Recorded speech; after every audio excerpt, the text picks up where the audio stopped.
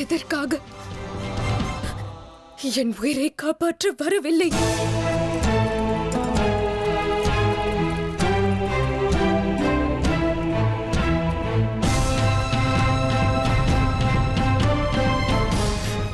உன் கண் முன்னாடி அநியாயம் நடக்கும் பொழுது வேடிக்கை பார்த்து கொண்டிருக்கிறாயா?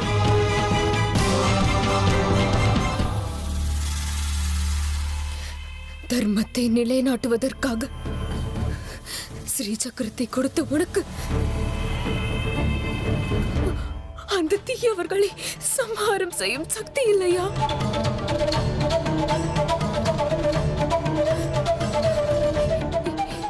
எவ்வளவோ கோரமான யுத்தங்களில் எல்லாம்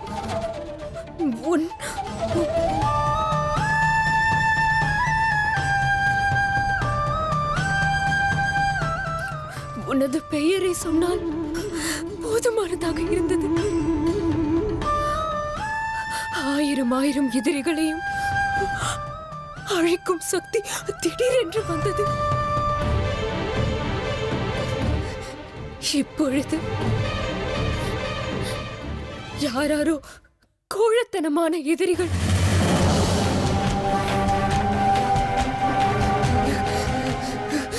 உனது கண் எதிரே என் முதுகின் வாளால் குத்தும் பொழுது அம்மா என்று அழைத்தோம். கல்லாய் அமர்ந்து விட்டாயே, எதற்காக?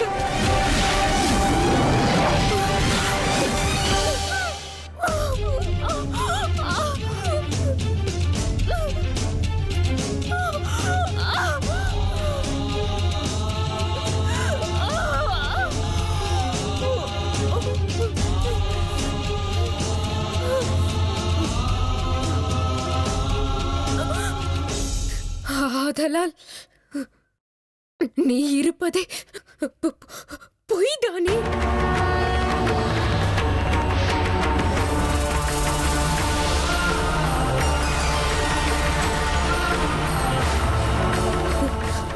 இந்த ஸ்ரீ சக்கரம் பொய்தானே? அம்மா, நான் உனக்கு பூஜை செய்ததும் பொய்தானே?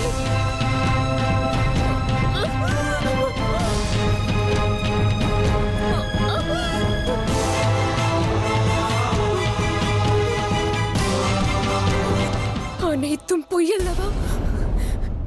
நீ ஒரு கட்டுக்கதை.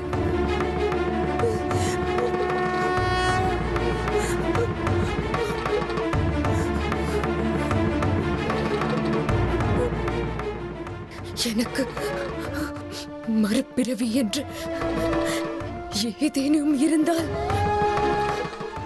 அதில் நிச்சயம் உனக்கு எதிரியாக பிறப்பேன். உனது கண் முன்னே இருந்து உனக்கு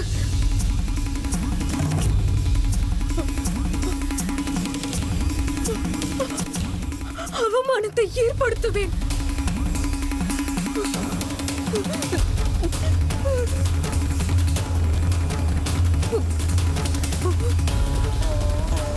இது உண்மையில் ஆணை.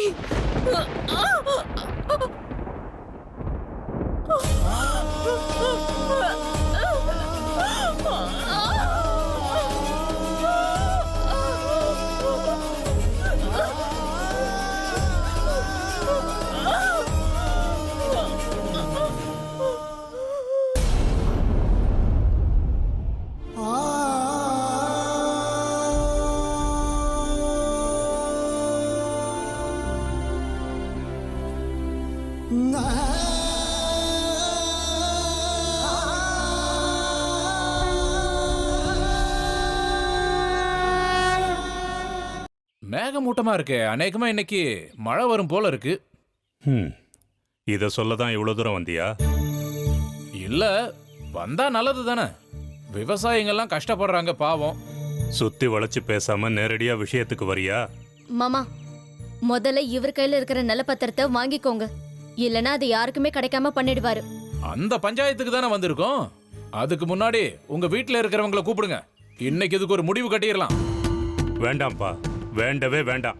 உன் சகவாசமே வேண்டாம். உன்னை நினைச்சாலே ராத்திரி கனவுல கூட எனக்கு பயம் வர ஆரம்பிச்சிருச்சு.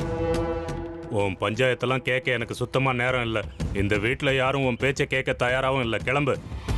சுனிதா, கூட்டிட்டு போமா. முதல்ல சுந்தரி கல்யாணம் முடியட்டும், அப்புறம் நிலப்பத்திரத்தை பத்தி பேசிக்கலாம். மாமா, ஏன் உங்களுக்கு புரிய மாட்டேங்குது? சுந்தரியோட கல்யாணத்துக்கு உதவியா இருக்கணும் தான் இவர்கிட்ட இருந்து நிலப்பத்திரத்தை வாங்கிக்கோங்கன்னு சொல்றேன். அவர் இதை என்ன பண்ணுவாரு யாருக்கு தெரியும்? காசு இல்லாத நேரத்துல பழைய பேப்பர்காரனை கூப்பிட்டு அந்த நிலப்பத்திரத்தையும் போட்டு கிடைக்கிற காசை வச்சு சாராயத்தையும் மிளகா பஜ்ஜியும் வாங்கி சாப்பிட்டுருவாரு. உங்க மாமா அப்படியே பெரிய நீதிபதி, எனக்கு பெரிய தண்டனையும் அப்படியே தீர்ப்பா எழுதிடுவார். பத்திரம்னு புலம்புனல. நம்ம கல்யாணத்துக்கு முன்னாடி நீங்க 2 பேரும் எழுதிக்கிட்ட காதல் கடிதாசி எல்லாம் என்கிட்ட தான் இருக்கு.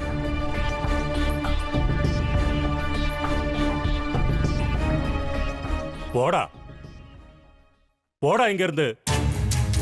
இல்லன்னா நானே உன்னை கழுத்தை புடிச்சு வெளியே தள்ளுவேன். அப்படியும் போகலன்னா தொடப்பத்தால் அடிச்சு வரட்டுவேன். ஏய் சகல, கோயில்ல பிரசாதம் பண்ணிட்ட நீ அப்படியே பெரிய நலப்பாக பீமன் நினைப்பா உனக்கு? உன் தொடப்ப என்ன கதன் நினைப்போ? அது வரைக்கும் நான் என்ன மிளகா பஜ்ஜியா தின்னுட்டு இருப்பேன்? நீ 4 அடி அடிச்சுனா நான் 2 அடியாவது அடிப்பேன். வரையா? ஒத்தைக்கு ஒத்த மோதி பார்க்கலாம். ஏய் ஒன்னா போது, நிறுத்துங்க. மாமா, இப்படி பேச்சு வளர்க்கறதை விட ஏதாவது ஒரு முடிவு பண்ணுங்க. இத பாரு சேகரா, இது உனக்கும் எனக்கும் சம்பந்தப்பட்ட விஷயம் மட்டும் கிடையாது. உன் குடும்பத்துல இருக்கிற அத்தனை பேருக்கும் தெரியணும். நாளைக்கு யாரும் எனக்கு எதுவும் தெரியலையேன்னு சொல்லக்கூடாது. எல்லாரையும் கூப்பிடு, பஞ்சாயத்து பண்ணலாம். நான் தான் சொன்னேன்ல, வீட்டுல இருக்கிறவங்களெல்லாம் இதுல இழுக்க வேண்டாம். அப்ப சரி, வீட்டு பஞ்சாயத்து வேண்டாம்னா ஊர் பஞ்சாயத்துக்கு போயிடலாம். ஊர் முழுக்க நானே தண்டோரா போட்டு வந்துடுறேன். அங்கேயே வந்து பஞ்சாயத்து பண்ணிரு.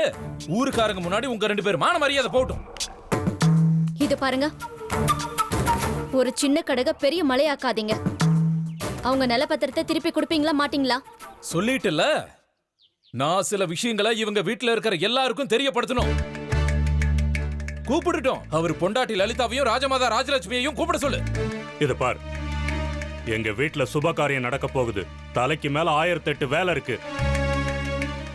ராமனுக்கு ராஜ்யம் கிடைக்கிற நேரத்துல அவனை காட்டுக்கு அனுப்புன மாதிரி, நல்ல காரியம் நடக்கிற நேரத்துல நீ பஞ்சாயத்துன்னு உட்காந்து அனுமன் இலங்கைக்கு தீ வச்ச மாதிரி நீ என் வீட்டுக்கு தீ வைக்காத. விட்டா இப்படி இதிகாசத்தை சொல்லி முக்கியமான விஷயத்தை எல்லாம் தட்டி கழிச்சிருவேன்னு எனக்கும் தெரியும்.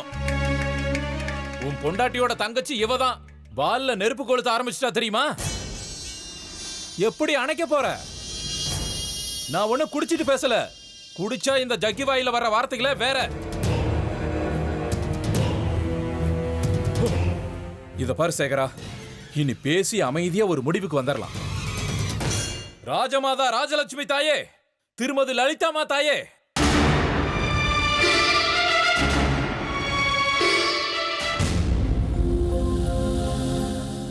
நீ என்னதான் பஞ்சாயத்துன்னு சொன்னாலும் நியாயம் எங்க பக்கம் தான் இருக்கு. பசுவுக்கு ஜுரம் வந்தா எருமை ஆங்காரத்துல ஆடுமா. அந்த மாதிரி ஏன் வீட்டு சொத்து பத்திரத்துக்கு உனக்கு என்ன சம்பந்தம்? ஒழுங்கு மரியாதையா பத்திரத்தை கொண்டாந்து கொடு.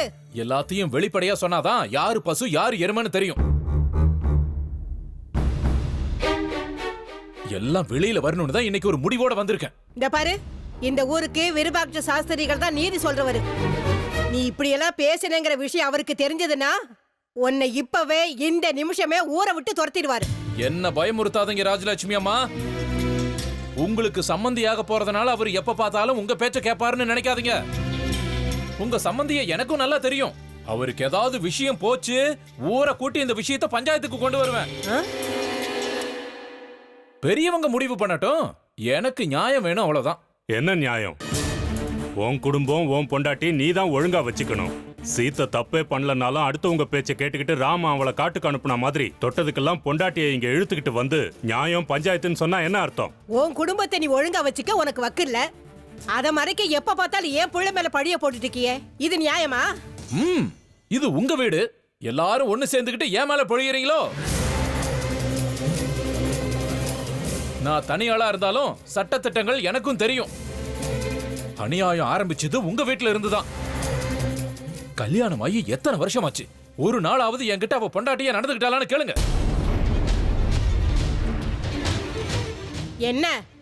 என்னடா சொல்ற நீ? அவ உன் வீட்டுல உன் கூட தானே வாழ்ந்துட்டு இருக்கா.